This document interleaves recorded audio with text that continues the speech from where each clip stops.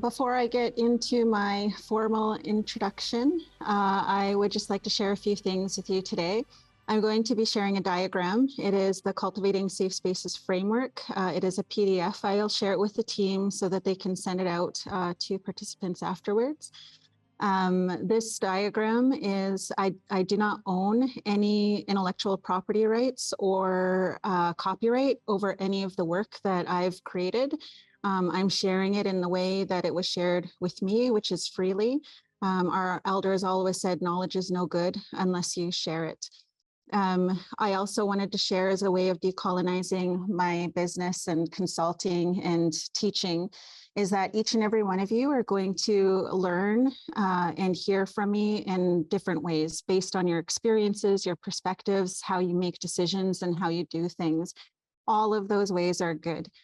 You're each going to interpret these tools and the words in your own way from your own experience. And so one of the things that I share about my upbringing as a child was that whenever I would learn something from an elder and I would go to them and ask them for guidance or say, is this right? Did I hear you right? Is this good? They would never say anything. They would ask me, what do you think? How do you feel? And so teaching me to find that confidence in myself, that the work and the way that I did things was good enough. And so all of this will be shared with you afterwards. I also have a lot of free resources online that you can also look up if you're interested in learning more. So I'll get started with my formal introduction. White festival tlachach tlahap salachlach simksil Gil michom jamala stamia manimchilch incha isquistifnit kin silch sachwam. Good day, elders, family, friends, leaders, young people, two-spirit and non-binary folks. My name is Tithkanit and I'm from the Syilx and Secwepemc Nations. My name Tithkanit was given to me on the day I was born from my tama, Elaine, Alec. It loosely translates into standing by water. My late father was Saul Kenzie Basil from the Bonaparte Indian Band from the Secwepemc Nation. He was chief back in the 70s and was also part of the American Indian Movement and Red Power Movement and was partially responsible for the shutdown of the Department of Indian Affairs offices in Vernon, BC in 1974. He was also responsible for the Hat Creek blockade that happened just outside of Cache Creek back in the 70s. His elders called him a war chief because he would go wherever he was called. He would hitchhike across Canada with 10 cents in his pocket if a nation called on him to help them. My dad went to the Williams Lake Residential School. In my book, I said he went to Kamloops Residential School, but my uncles corrected me and said he went to Williams Lake. It was in the 70s after he joined the Red Power movement. Then he and a couple of other members went to Kamloops and shut down the Kamloops Indian Residential School for one day back in the 70s. He was the son of Saul and Louisa Basil and the grandson of Chief Basil David, who is one of our hereditary chiefs. My late mother was Sophie Alec from the Penticton Indian Band from the Syilx Nation. She was the daughter of the late Chief Jack Alec and Elaine Alec, who is also known as Philomene Francois. My grandfather, Chief Jack Alec, was our first elected chief. When the Indian agents came into our community, they told us that women could not be chiefs. And so the women, the matriarchs in my community came together and they chose my grandfather. They told their families to vote for my grandfather. And so they chose him because he was married to my tama, because my grandmother was the daughter of Surimt, who was one of our last recognized hereditary chiefs. And so my grandfather remained chief until the day he died. My grandmother, my tama, was the one that I grew up with. She only spoke the language. She only spoke in Syilxchin, and I didn't realize what a rebel she was. I didn't realize that so many of our elders and grandparents did not teach us our languages because they were afraid. They were afraid that we would be punished for speaking our language and gathering and doing ceremony. And so many of our elders, our parents and our grandparents did not want to teach us because of that fear of us being punished. But my grandmother chose to teach us anyway and told us those stories and shared the language with us and got us to do protocols. And I didn't understand what that was until I was 30. I thought that anybody who grew up on the res with a grandparent knew all of the things that I knew, and I didn't realize how privileged I was. And so my grandmother is a direct descendant. I am a direct descendant of Kutpakjetin and Pelkamulach and Surimt. Pelkamulach was one of our hereditary chiefs who mainly resided in Washington State and had many wives from Washington State into British Columbia, as far north as Williams Lake to the Rockies and over to the ocean. And those marriages were seen as unity. Pelkamulach was seen as a unifying chief, a unifying leader. Our word for chief is Yelmichum, and Yelmichum means strands, bringing strands together, and bringing them together into tying them together, like bringing all the knowledge, bringing everything into one, and it's ongoing. And so it's understanding as Mikum, that you're a part of something. You're not the top of something. You're not the leader. You're not the boss of everything. That you have an understanding that you're just a strand, a part of something. And it's your responsibility to listen and be aware of all of those things. And so that unity was, understanding when we married into each other's nations, that we took on the responsibility of understanding each other's protocols. When we're in somebody else's territory, we had to know who to talk to. We had to know who to ask permission from to walk well within those lands. Because within our territories in the interior, we have deer chiefs, we have berry chiefs, we have salmon chiefs. And those chiefs were responsible for understanding how to ensure the land regenerated, how to ensure that all living beings lived in reciprocity with each other. And it was an understanding that whatever we knew the language to, we had responsibility for. And so our elders always told us, be careful of the rights you claim, because with those rights come great responsibility. You don't just take. When you claim those rights, you have to give back, you have to be responsible. And so we had that understanding, if I know the language to that mountain, to that lake, to that valley, then I have a responsibility to teach how to live in reciprocity with those all living beings. And so when I think about those teachings, if you are in my territory, the Syilx territory, then I have responsibility over you. I have responsibility over you as a living being to live well within our territories. You need to know our stories. You need to know our language. How are you supposed to know how to live well within our territories if you don't know those things? And I realize I say that with great privilege, because so many of our people were removed from their lands, their families, and their territories, and no longer carry that language, or they're just relearning that language. And so I know that I'm very privileged to have that strong sense of connection, identity, and belonging to who I am and where I'm from, and those stories.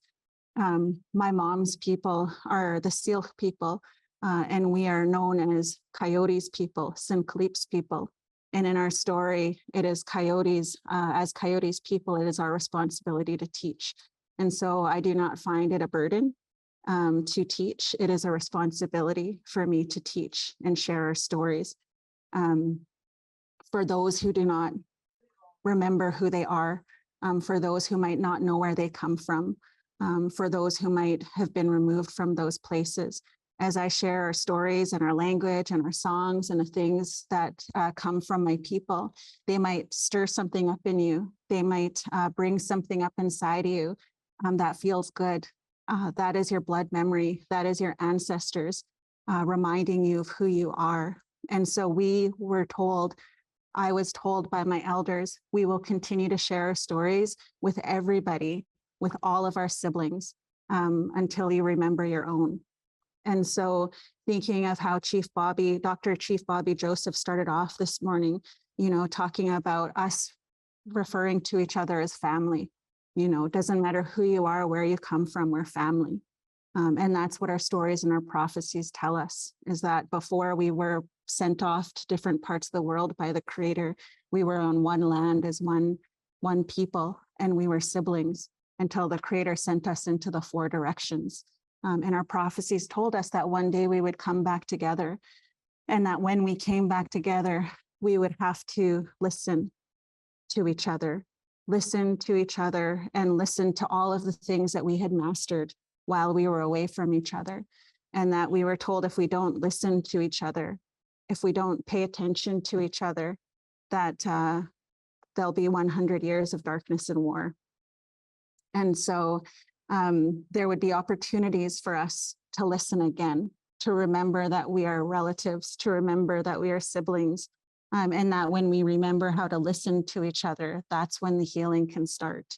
And so we were told to continue to tell our stories.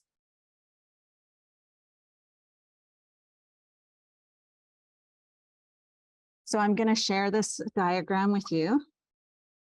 And the very center of this diagram is what I just talked about.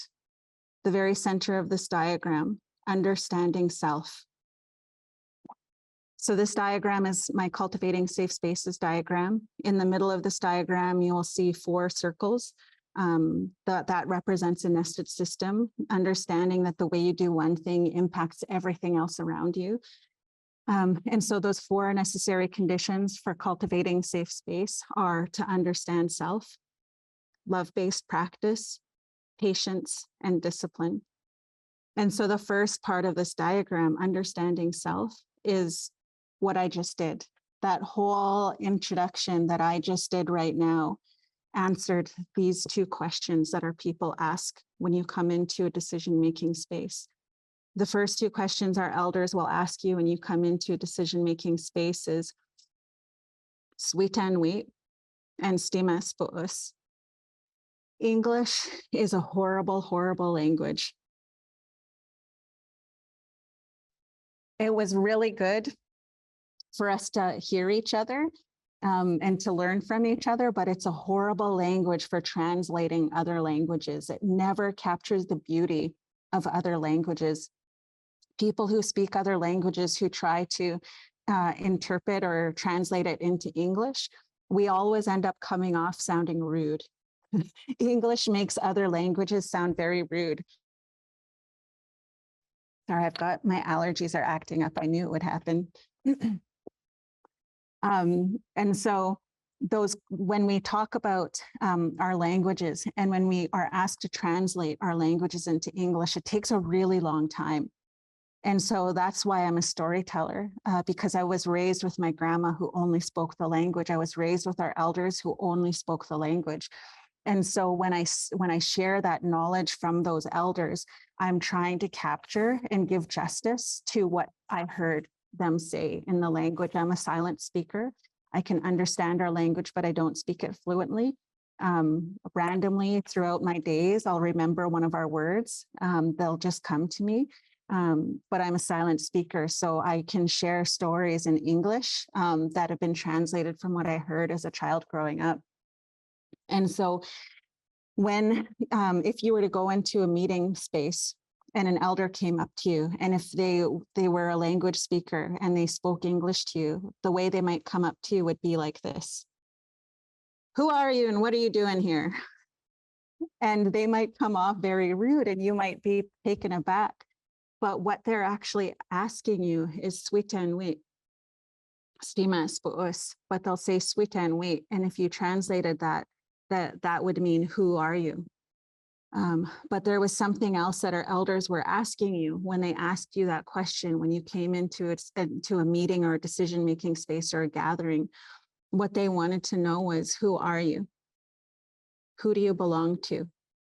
Who is your family? Who is your community? Who is your nation? What land do you come from? What is your purpose? And what are you going to contribute to this space? And so the way I just introduced myself, that is who I am. That is who I belong to. That is who I come from. Those are my people. Those are my families. And this is how I'm going to contribute to this decision-making space. I'm a storyteller. I'm going to contribute the knowledge of my ancestors into this decision-making space. That understanding, that gives me, I'm rooted in a strong sense of identity, a strong sense of connection and belonging. I know who I am and I know where I come from. That's a really tough question to answer for a lot of people. Who are you? Where do you come from? Who are your people? So much trauma has happened. So many people who have come to Canada have come here as a result of war and violence. When I talk about intergenerational trauma, I'm not just talking about my people.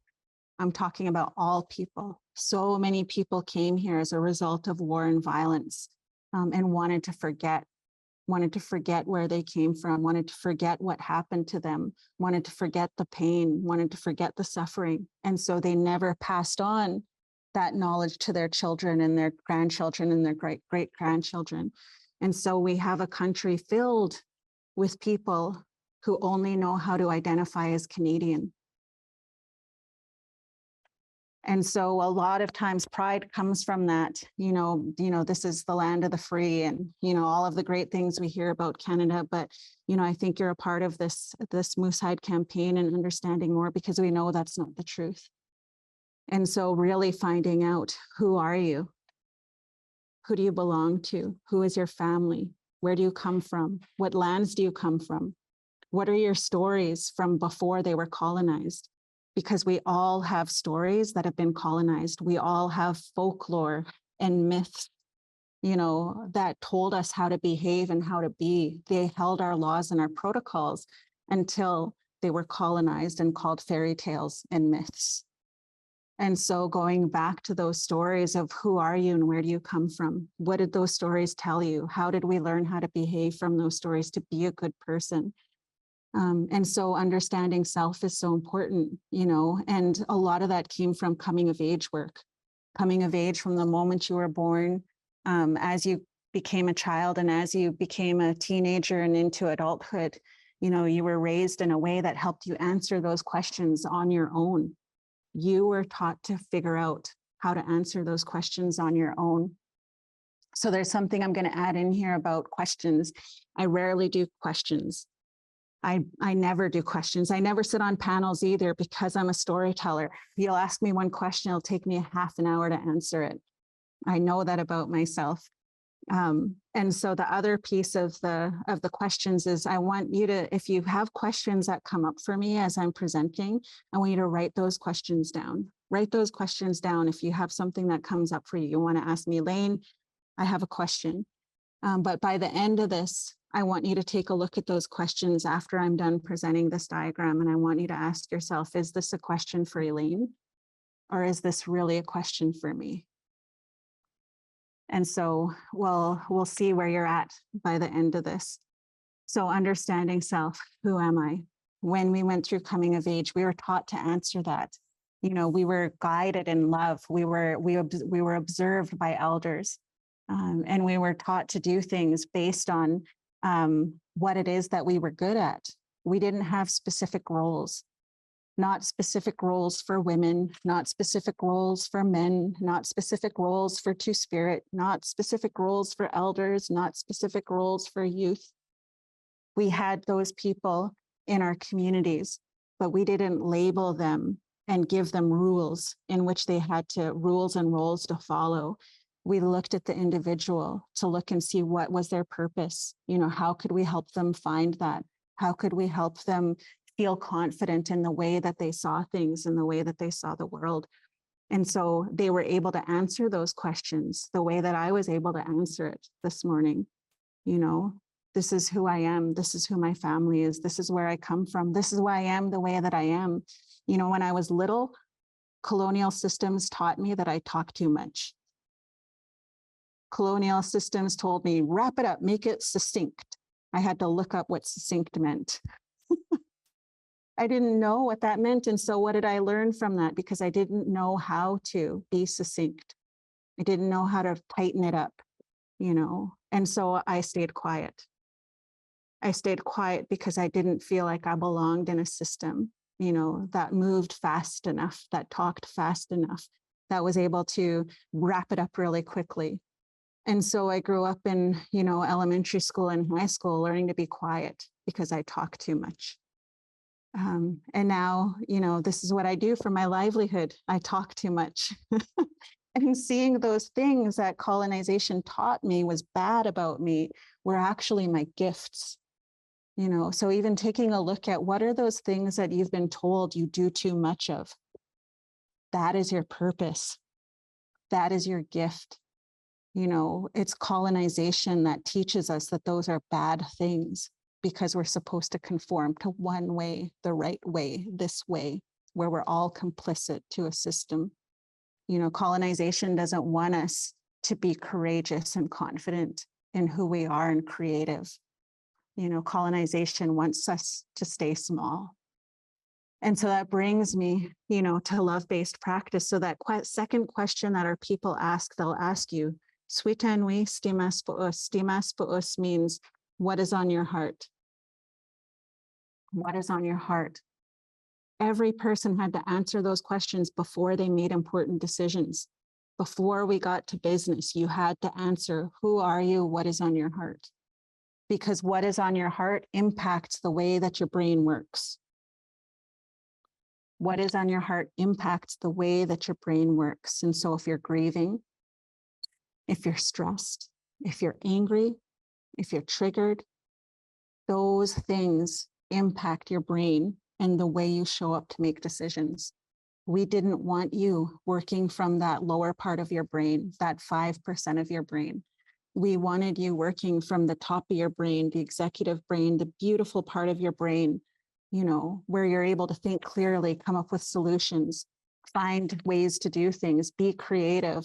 That's what we wanted from you when you come into this space. And so when everybody in the circle came to decision-making space and they were able to answer, who am I and what is on my heart before we got to business, it did something. It cultivated connection, belonging, trust, safety. When everybody was able to do that work before we get to business, because when you're sad, when you're triggered, when you're experiencing grief, when you're angry, that means you are in your emotional brain or your trauma brain. And when you're in your emotional brain, you cannot be reasoned with. No matter how clearly someone lays something out to you, you cannot be reasoned with in your emotional brain. When you're in your trauma brain, you're working from 5%. And the only way to get out of your emotional brain is to cultivate connection and belonging. And the only way to get out of your trauma brain is to cultivate safety. And so those questions helped us as human beings, acknowledging first and foremost, we are human beings. And we need to cultivate safety, connection, and belonging so that when we come to make important decisions, each of us is working from the best part of our brain. We are solutions-based.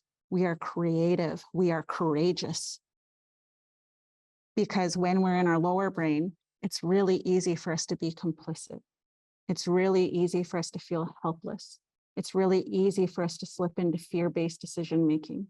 It's really easy for us to stick to the status quo when we are afraid. So love-based practice. Colonial systems are built on fear and control. All colonial systems. To me, that's what colonization is, very simply. All laws, all rules, policy, agendas, Robert's Rules of Order, every system that we have today, education, government, they're all based on fear and control. And so for me, when I think about decolonizing, I think of it as the opposite. To work from love, trust, and faith. How do we start to work from love, trust, and faith? That is an act of decolonizing every moment. Every moment it is when I work from love, trust, and faith, I'm decolonizing, I'm practicing, I'm getting my reps in, when I'm practicing working from love, trust, and faith, because we're all conditioned to work from that fear. And so when I'm doing my work, when I'm creating my agenda, creating a survey, coming up with questions, planning a meeting, I ask myself, I check in with myself and I ask myself, am I doing this work? Am I planning this from a place of fear and control or a place of trust and faith? as I'm doing this work, am I doing this work from a place of fear and control or trust and faith? And so, that ties into understanding self, because there's a requirement there for us to trust ourselves. And we have been taught to not trust ourselves. We have been taught to not trust our gut instinct. We have been taught to not trust our emotions. Colonization asks us to show up, leaving pieces of our humanness at the door. You're not allowed to talk about that. We're not allowed to be emotional. There's rules around what we're allowed to talk about and when we're allowed to talk about it. And so, trusting self as a facilitator, it's really easy for me to work from a place of fear. As I'm planning, I start to overplan, over-prepare, over-analyze. What if I get it wrong? What if I get somebody mad? What if I leave somebody out? What if I, what if I, what if I? What if I don't have an answer? I'm the expert. I'm supposed to know everything. I better read up. I better research. I better know more. And that is upholding white supremacist systems. The need to know everything, because one person is supposed to be all, know it all, have the answer to everything. And we know that's not the truth, that none of us can ever have that. But we believe so. And so we kill ourselves with perfectionism, being over-prepared, needing to have the answer. We're scared to not have the answer. We're scared to be wrong. That's a condition put into us from the moment we step foot in elementary school. You're supposed to have the answer. You're supposed to speak up. You're supposed to raise your hand more. You're supposed to have the answer. You're not measuring up to the rest of the kids in the class. Those things stay in our heads and they continue on into adulthood, and they show up in the way that we work with each other. And that fear that comes from not having the answer. And so when I'm doing the work, am I going to trust myself? That if something comes up in this meeting or event or whatever, that I am going to have the instinct to know how to navigate that I'm going to trust myself. I trust myself that I will have the instinct to navigate whatever comes up, and that I'm going to let go of ego if I don't know. That I'll have that I'll have the instinct to know who to ask. If I don't have the answer, if I don't know what to do, that I will have the instinct to know who to ask. Love-based practice. Am I doing this work from a place of fear and control or a place of trust and faith? Patience is patience for self. When we've been triggered, when we've been traumatized, when we're experiencing burnout, exhaustion, cumulative stress, that's when we work from 5% of our brain. And when we work from 5% of our brain, we drop the ball, we make mistakes, we can't focus or concentrate, we're tired, we're exhausted, we can't think straight. And so when that happens, we've been conditioned to beat ourselves up. You can't be on all the time. You're making a mistake. You're the one that's wrong. What's wrong with me? How come I'm not motivated? Why am I being so lazy? How did I even get this job? I feel like an imposter. Why, they're going to find out that I'm a fraud. And that's the first thing we're conditioned to do. And then when we see somebody else having struggles and problems, that's what we do. We label them a problem employee, problem client. They can't get it together. They're exploding. They're negative. They're losing their cool. They're cynical. How come they can't just be positive? Why are they acting this way? So one of the tools I have is patience. When we feel like we're being the problem, or when we see somebody else that we think might be being the problem, taking a moment, having patience, and asking self, how am I cultivating a sense of safety, connection, and belonging for myself? And when someone else is being the problem, how are we cultivating safety, connection and belonging for this person. I do this work a lot I work with a lot of organizations and companies and teams, and I share with leaders, 98% of the time, you do not have a problem employee. 98% of the time, you are not dealing with a problem employee. You're dealing with somebody working from their trauma brain. And the only way to get them out of their trauma brain is to cultivate safety. And if you ask them, while they're in their trauma brain, what can we do for you? What is the answer? What do you need from me? They're not going to be able to answer. They will not be able to answer because they're only working from 5% of their brain. And so we have to figure out, how do we cultivate safety, connection, and belonging for this person?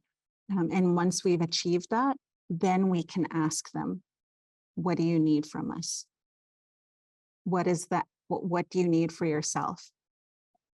And so practicing that patience, taking that moment, it takes you 90 seconds to move from your trauma brain to your executive brain. 90 seconds. How can we cultivate safety, connection, and belonging in 90 seconds? Taking that moment, with my kids and with my family, we hug. We'll just hug. Let's reset. Let's just stop. We're worked up. We're triggered. We're in our emotional brain. Let's reset. Let's hug. Let's just hug. And then let's have a piece of toast and a glass of water. And let's just sit down. And then we'll have a talk. And then we'll be able to figure out what the root issue is. What is the root cause? And then the last necessary condition for cultivating safe space is discipline. This is the discipline to listen. My watch keeps talking back to me. The discipline to listen. Can I listen to everybody in this space, everybody in this meeting, and listen with discipline to what they are saying without judging what they're saying as right or wrong, good or bad? Can I listen to everybody here without judging what they're saying as right or wrong, good or bad? As a society, we have become really good at not listening. And if you remember how I opened with a story in the prophecy, the answer to healing people and land is the discipline to listen. Children were taught this from the moment they were born. 4 years old, kids were brought into decision-making spaces and taught to listen. Even to the people we don't like, even that family person, that family, we don't get along with that family. We don't like that family, but you still have to listen to them. You might not like what they have to say, but you still listen. One of my mentors, Gwen Phillips, always says, there's not enough of us. There's not enough of us to throw even one person away. We all have purpose and value, even if we don't agree. Even if that person doesn't make sense to us, everybody has purpose. Everybody has value. And there's a reason why people are the way they are. When I was little, and I experienced a lot of racism growing up and a lot of violence as a kid. And when I was 5 years old, the first time that I heard wagon burning squaw, I was 5. I was tripped and I was called a wagon burning squaw by another 5-year-old.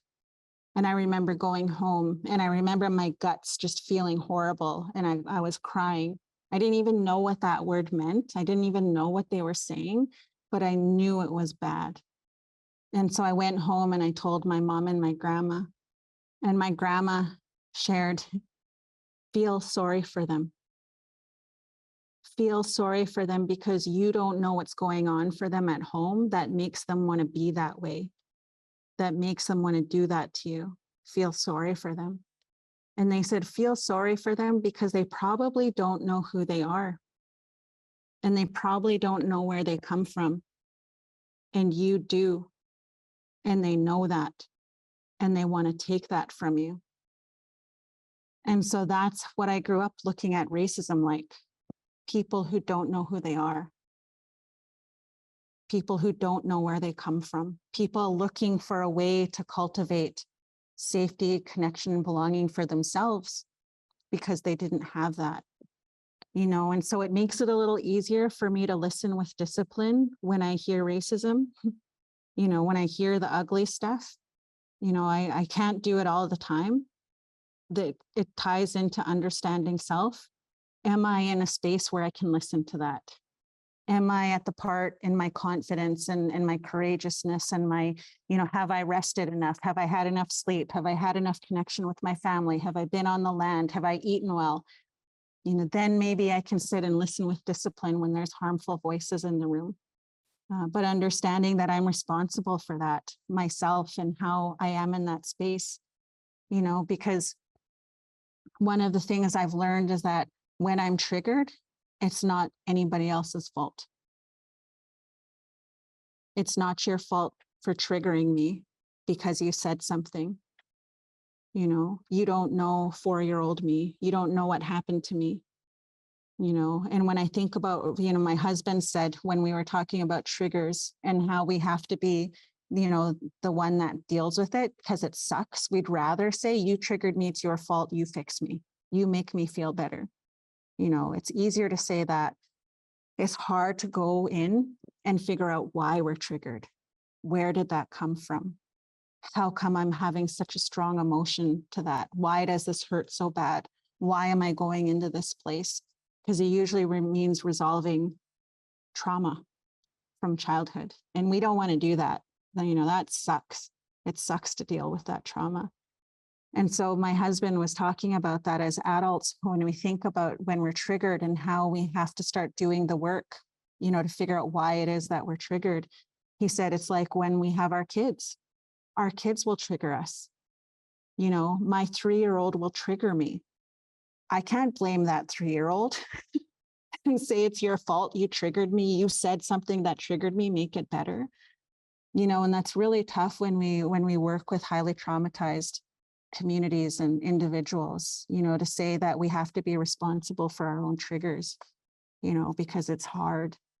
It's really hard work to do, and I know, I do this work in cultivating safe spaces and I do this work around violence and trauma because I've experienced it, because my childhood was all about it.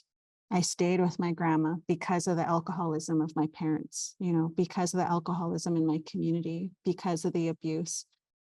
And so knowing what it took for me to overcome those traumas, to cultivate a safe space for myself, to remember who I am and where I come from, so that I could stand confidently in who I am and how I show up in spaces, that those triggers are no longer gonna have those triggers are no longer going to have power over me, that I'll learn how to move through them so that I can move through my life without being triggered every sorry, it's background noise over here. I've get triggered at least 10 times a day. I'm getting triggered at least 10 times a day. But I've learned how to move through them because I know where they come from. And I know that today that I'm safe. For the most part, I'm safe. So listening with discipline. Can I listen to everybody without judging what they're saying is right or wrong, good or bad? That's really, really hard to do. And it takes a lifetime to achieve in a lot of cases. People know when they're being listened to and people know when they're being dismissed. And when people feel dismissed, they do not feel connected. They do not feel safe. They do not feel belonging. So they will move into that lower part of their brain and become the problem, And so listening with discipline in itself is a healing act, is a way to help cultivate that safety, connection, belonging by listening with discipline. We like to not listen to people we don't like. We like to not listen to people we don't understand.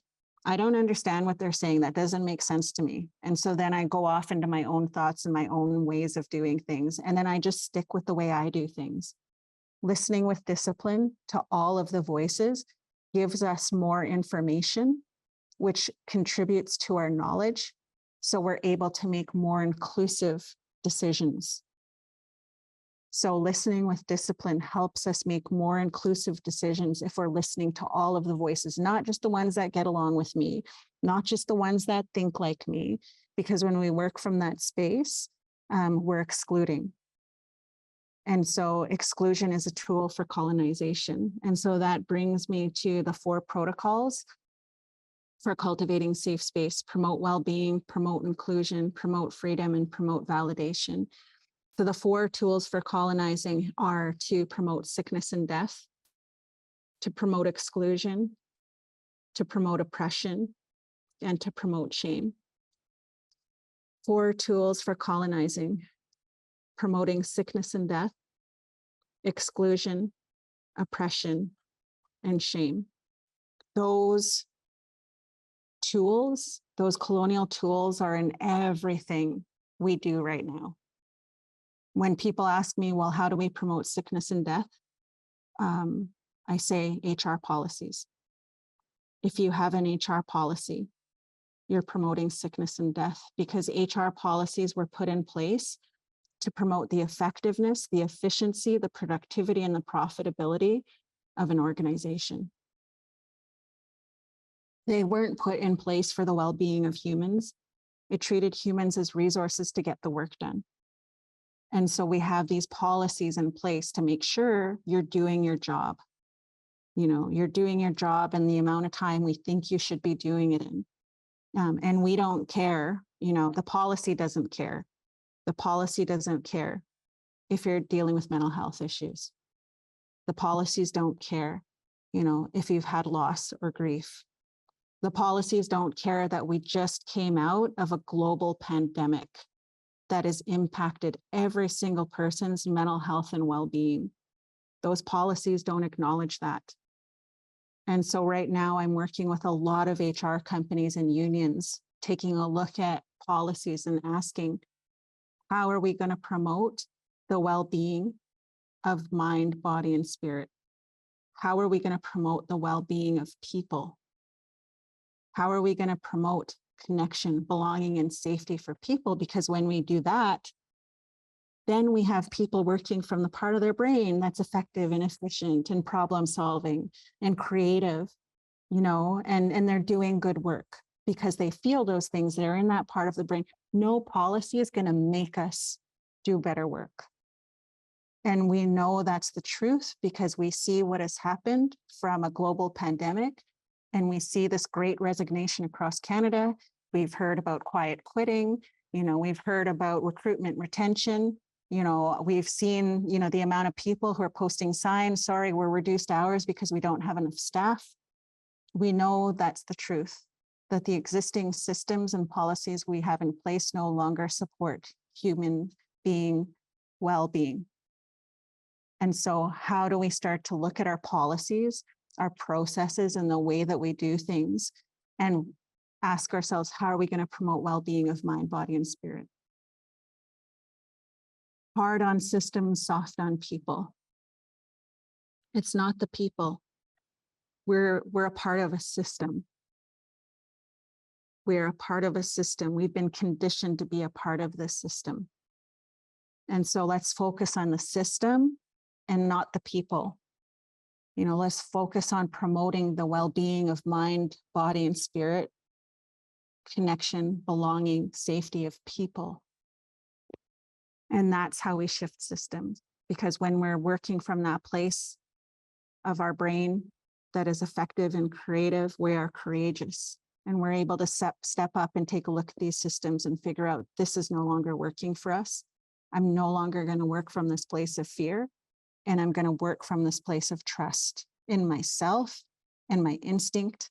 And I know what is right. I feel what is right. And that's tough. Every day I have to, ramp myself up every day when I'm doing my work. I will not work from a place of fear. I will not work from a place of fear because I'm scared all the time. I'm fearful all the time.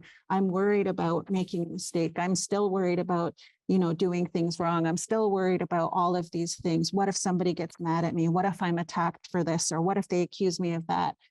I'm conditioned to be that way. And so I actively have to tell myself, I'm not going to work from that place of fear. I'm going to feel the fear. I'm going to feel the fear, but I'm going to face the fear and do it anyway. And then we look at promoting inclusion. How do we promote inclusion instead of exclusion? And when I think about inclusion, I think about there are colonial ways to promote inclusion, and there are decolonial ways to promote inclusion. You know, colonial ways of promoting inclusion still works from that scarcity mindset, that there's not enough room for all voices. It's more about, you know, I want to be included. You've been here too long, get out of the way so that I can be here and take the mic and take up space, because there's no longer room for you to be here. And so really working from that place of trust and faith and love when I think about inclusion of all of the voices, promoting the well-being of all of the voices and all of the people. There's room for all of us. There's room for all of us to have a voice. There's room for all of us, you know, to give space so that we can listen to each other from that place of discipline. Because the moment we use the colonial tool of exclusion with any group of people, then we're triggering a group of people that starts working from that place of fear, that starts working from the 5% of their brain. And then it becomes about us and them again. You know, and then we're just fighting each other and we're upholding those tools of colonization. And so promoting that inclusion. How do we promote inclusion? We can start off by practicing that discipline to listen. Promoting freedom. How do we promote freedom instead of oppression? And how do we promote validation instead of shame? And so when I look at the Cultivating Safe Spaces framework, I think of this as a way to decolonize the way that I do things for my business and my company, and the way that I do my agendas. But I also look at it for my personal life and the way that I can decolonize my parenting. So one of the things I often share is a lot of the really, you know, a lot of the assault and abuse that happened to me. I had things happen to me as a child, you know, but when I turned 12, that's when a lot of really bad things started to happen to me when I turned 12. I remember when my daughter was born, she was 6 months old and I cried because I was so scared, you know, that she would have the same life that I did as an Indigenous girl, because I knew all the bad things that happened to me as an Indigenous girl. And so when she turned 12, guess what? I started to parent from a place of fear. I started to parent from a place of fear, and then I tried to control her and I tried to oppress her. And if she didn't listen to me and get with it, then I would use shame as a tool to keep her in her place. And so even as a parent, recognizing that now, how can I parent from a place of love, trust, and faith? You know, how do I promote freedom and validation of my daughter who has a completely different life than I do? You know, she will never, you know, by the grace of the Creator, ever have to experience the things that I've had to experience. And seeing the amount of people who are involved in the Moosehide campaign right now, that gives me hope. You know, that gives me hope that there are all these people out there that are committed to finding ways to cultivate safe spaces for my daughter, you know. And so how do we promote freedom and validation? And I always use that I'm decolonizing my parenting, you know, that I use this tool, but I do it with my teams, you know, for my company as well. How do I promote freedom and validation of my team members? I have a way of doing things. I know the best way to do things because I have experience. So when I onboard my team, I might want them all to do it the way I think they should do it. And then I tell them, this is how you need to do this because this is how I do it. But that is a form of control and oppression, right? And then if they don't do it the way that I do it, we might even throw a little bit of shame in there. And they might feel a little shame because they're not measuring up to the way that they think they should do it, you know. So then they start working from that place of fear, and then they start over preparing and over analyzing and overthinking. And so how do we promote validation and freedom of our team members when we do work together? I might not understand why you're doing it that way. I don't get it. 10 years ago, I might try to make you teach me why you're doing it the way you're doing it so that I understood it, so I felt more comfortable about the process, you know, because that's what I was taught. I'm not going to let you do it that way if I don't get it. So I've really had to work into that space of trusting. I don't have to get it. I know you're good at what you do. You know, you're on this team because you're really good at what you do. And so I need to trust you. I need to trust that if you're doing something, even if I don't get it or understanding it, that you have in your mind, you know exactly what it is that you're doing. And no matter how much you try to explain it to me or validate it to me, I'm probably still not going to get it or understand it. So then I really have to work and step into that place of faith. So the last part of this diagram, I'm going to go over really quickly. You can find out more about this work online around perspectives if you go on my website. Traditional perspective, relationship perspective, innovative perspective, and action perspective. Those are all perspectives that we as humans have when it comes to making decisions, but one of them becomes dominant when you're put on the spot. One of them becomes dominant when you're put on the spot. So traditional perspectives, the way that they contribute to decision-making is by storytelling, by sharing their lived experiences as a way to contribute to decision-making. I am a storyteller. I need a lot of space. I need a lot of time. I need a lot of patience. I don't sit on panels. I understand myself enough to know there's nothing wrong with me. I just don't sit on panels. I can't wrap things up in like a little 10-minute, 15-minute time slot. Can you imagine that? I'd introduce myself and then my time would get cut off. So traditional perspective, I now understand myself enough to know how I contribute to decision-making spaces and where I'm going to do that best. And know that I don't have to be in all spaces because I don't need to be everywhere. I trust that there are other people out there doing similar work from their perspectives and their ways of doing things. There are people out there that know how to succinctly share messaging in 10 to 20 minutes, you know, and wrap it up really nicely in a policy briefing document. You know, there are people that do that work. And so they do that work. And it is good work and it is important work. I know myself. I don't need to do work in that way.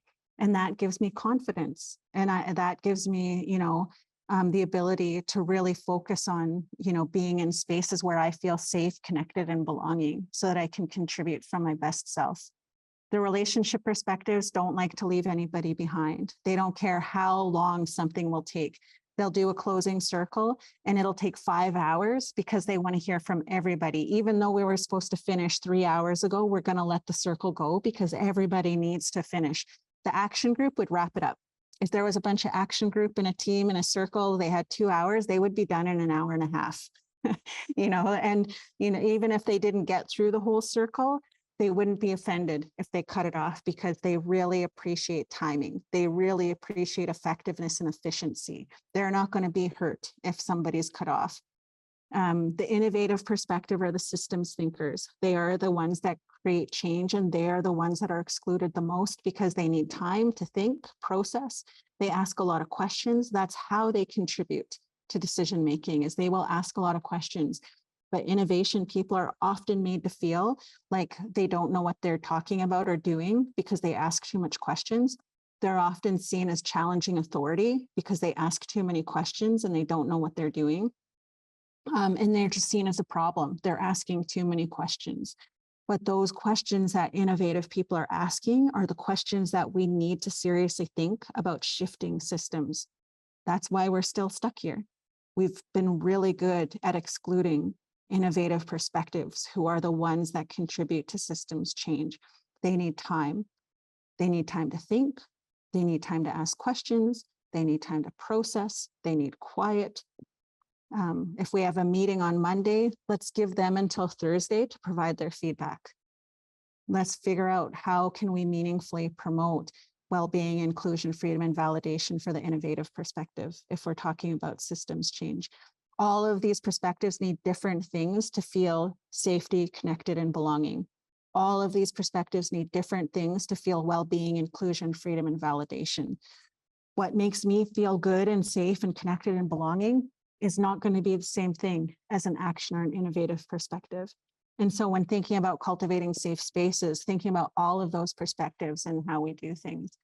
So I want to do one little 3-minute process with you before I close up here.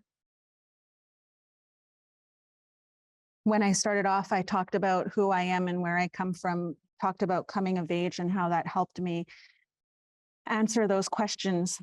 And then I was told when I got older, when you struggle, when you're having a really hard time, you go to your elders. You know, your elders are the knowledge keepers. Your elders are the ones that'll help you. We really hold up our elders in our communities. And so I remember being young and going to my elders and saying, can you help me? I have a problem. I have a question. Tell me what to do. And the elder would send me to the water. And I would be so mad because I just wanted them to tell me, just tell me what to do. I know you know what I should do. Just tell me. But they would send me to the water and I would struggle, you know, and it wasn't until I got older that I understood what it is that they were teaching me. And so I just want to take a moment, if you feel comfortable enough, for 10 seconds. I just want you to close your eyes, take a few deep breaths. And I want you to imagine yourself standing by the water.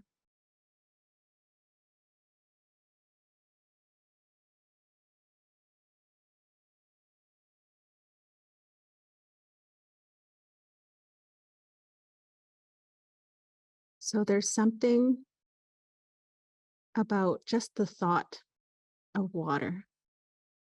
You might feel peaceful, serene, joy, connection, belonging, safety. There's a reason why your best ideas come when you're in the shower. Humans, every human being is born from water. And every human being is 70 to 80% water. It is only natural that when you stand by the water, that you feel safety, connection, and belonging. And so as you stand by the water, you feel that. And when you feel that, your brain starts to move from that area where you're struggling and can't find the answer. You can't come up with anything, and it slowly starts moving you back up into that top part of your brain where you can think, where you can be creative, where you can come up with the answers to your problems all on your own. And so what were our elders teaching us when they sent us to the water? They were teaching us self-determination. They were teaching us that you are born with everything you will ever need to know. You are born with everything you will ever need to know. And if you don't know, you have the instinct to know who to ask. And so for those of you who might be struggling with connection, identity, and belonging, if you're still trying to figure out who you are, where you come from, go to the water, because the water will always accept you. You will always be connected and belong to the water. And so use that as medicine.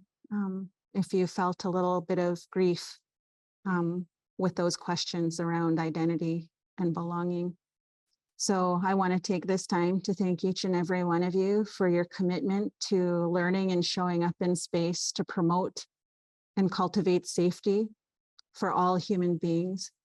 Because when all human beings learn how to cultivate that safety for themselves, they find that internal power, and then they never want to take it away from anybody else. Our elders say the answer to trauma and violence in our communities is coming of age. We need to know who we are and where we come from. And so if you don't know that yet, start to find it. start to ask those questions, start going to the water. So I love each and every one of you. Thank you for your commitment to be here. Thank you for taking this time to be with us. The greatest gift you can give to anybody is your time. So I limlam tiyati sin kasil, all my relations.